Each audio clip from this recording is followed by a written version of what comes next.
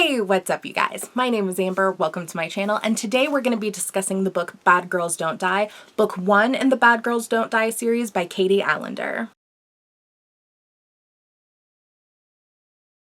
So technically I have read this book before many times. It was one of my childhood favorites, but it's probably been about a decade at least since the last time I actually picked it up and read it through.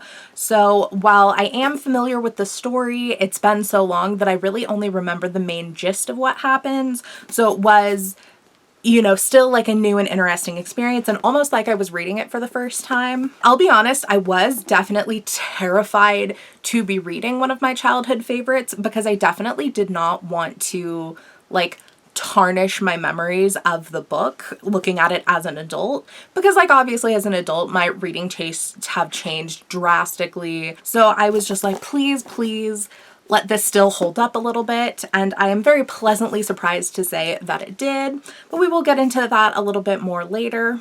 Like I said at the beginning, this is book 1 in the Bad Girls Don't Die series. I believe that it is a trilogy.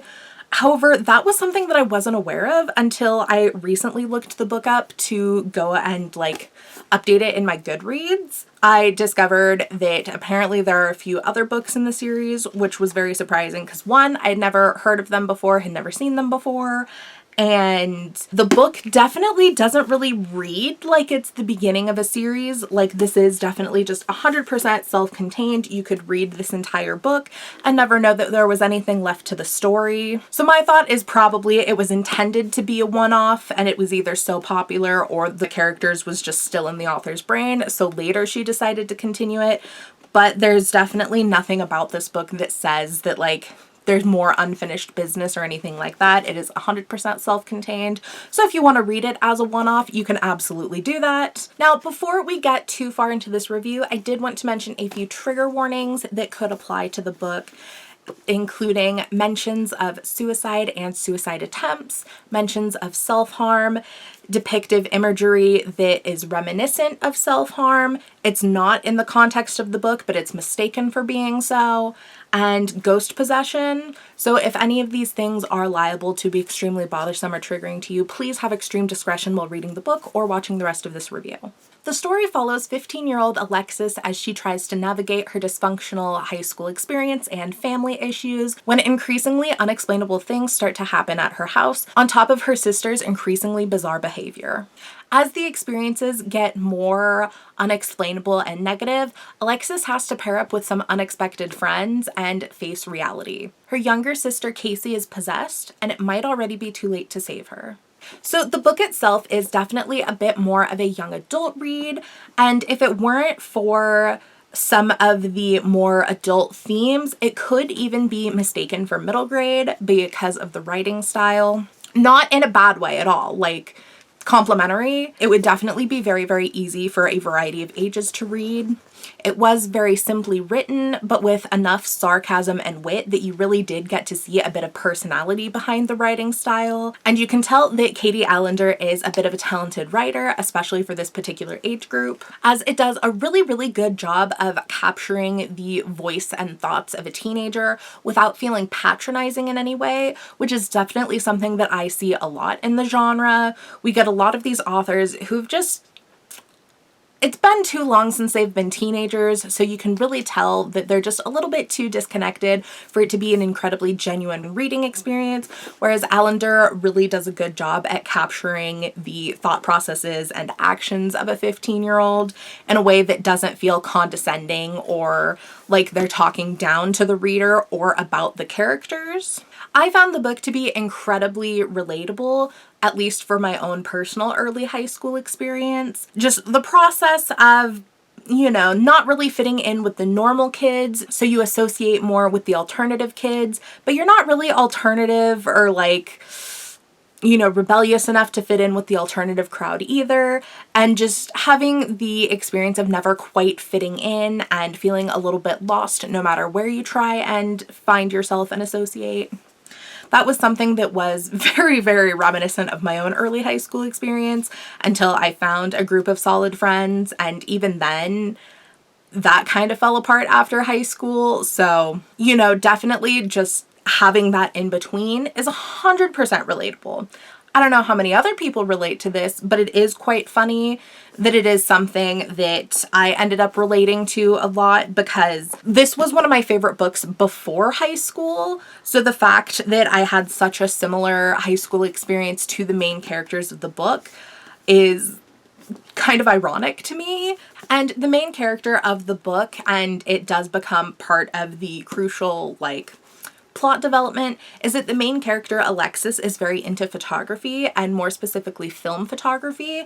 And it was really fun being able to read it now, because in high school, my senior year, I did take a film photography course. So I was actually able to completely understand everything that she was doing with, you know, film photography and developing photographs and things like that. The book does a really good job of basically explaining it so you're not lost while reading, but it was fun to be able to look at in hindsight and be like, oh, I know exactly what she's doing. And also maybe that's why I kind of already had a vibe for things when I went into my photography course. So that was definitely fun to see as a personal experience. So if you also have experience with film photography and developing pictures and things like that, you may also have a fun experience being able to see that reflected in a book. Because I feel like photography is something that is featured in a lot of books. A ton of people are photographers or interested in photography and things like that, especially in YA novels. But we never get to see the behind the scenes or the experience of that, or even the film side of it. It's normally digital. So being able to get so much detail definitely leads me to believe that Alender herself is most likely a photographer, or at least knows photographers very closely. I thought that the banter between the main character Alexis and Carter, a character who's featured in the book who happens to be a prospective potential romantic interest, was actually genuinely really, really cute. And you got the experience of being able to see their friendship and potential relationship develop. And that's just not something that we get to see a lot in YA. And I will have to say that it was incredibly refreshing to be able to see compared to most insta-love tropes, which is one of my biggest issues with the genre, is that we get so many instances where it's just romance, but there's nothing romantic about it. There's no development, there's no interactions. It's just oh, these people are obsessed with each other. And it's so frustrating because that's so opposite of how most people experience things. Whereas with this, you actually got to see them banter with each other and, you know, them get to be a little bit nervous, kind of not knowing what exactly they feel for each other. And it was just genuinely really cute and fun to read. Now, onto the creepier and more horror aspects of the book. And I am going to go ahead and say that it does fit into the horror genre, even though it is a young adult book and it is, you know, on the more basic side. Honestly, I would probably say that it's one of the better horror books that I've read so far. And keep in mind, I don't have extensive experience with horror as a genre in literature. I mean, I'm definitely well-versed in horror as a movie genre, but I'm not the most experienced with reading horror books just yet. I have some of the classics down, you know, The Shining, American Psycho, a couple of other Stephen King novels, you know, a couple of the horror classics. So I have a little bit of knowledge, but it's definitely not my most read genre, which I'm definitely trying to change because the genre does fascinate me and I would love to read more about it. But so far, I have never had the experience of being scared by a book or creeped out by a book. Yeah, I mean, stuff like American Psycho is obviously disturbing, but that's more satire than horror anyways. So I've never had that experience of oh, this book is scary. Which, you know, a lot of people note The Shining as being one of the most scary books you can read. And I read The Shining and really good book. Absolutely want to read it again, but I wasn't scared. And so I kind of just thought maybe I'm just not the type of person who can really get scared by books. You know, that's just not something that I really experience. And this book proved me wrong. Which, one, is already weird because, I've definitely read it many times before and I was never scared of it as a child. I don't know, You know, maybe it was just like the circumstances of the vibes. Maybe it was just like I wasn't fully comprehending what I was reading as a kid. But this book never scared me. This time reading it, however, I was genuinely a little bit creeped out. And it definitely could have just been like the nice mix of circumstances of reading. I binge read the entire book within like one night. It was the middle of the night. I was the only person awake, and it was after watching a couple of episodes of BuzzFeed Unsolved Ghost Hunting. So I think it was just like the vibes were right, but also just some of the creepy depictions and like horror elements of the book are really well written, especially for being a young adult novel. And I was genuinely creeped out a little bit, which is so weird to say, you know, and like the paranoia was definitely getting to me. So if you're looking for more of an introduction into the genre, or even just, you know, want to see if it's the type of thing that like also kind of creeps you out, I would definitely recommend it. Because like just some of the descriptions and depictions of things that were going on, because, you know, it's effectively like a haunted house kind of story / like ghost possession story, along with just like a coming of age kind of high school story. But the depictions of the horror elements and the creepy things were very well written, and like I could visualize them perfectly, and they would translate really, really well into a visual medium as well. And not in my usual like, oh, I have the tendency to be like, oh, it would make a really good movie with books that I'm just like, it was only fine. Like the concept is good, but the writing was bad. So like, let somebody else do something with it.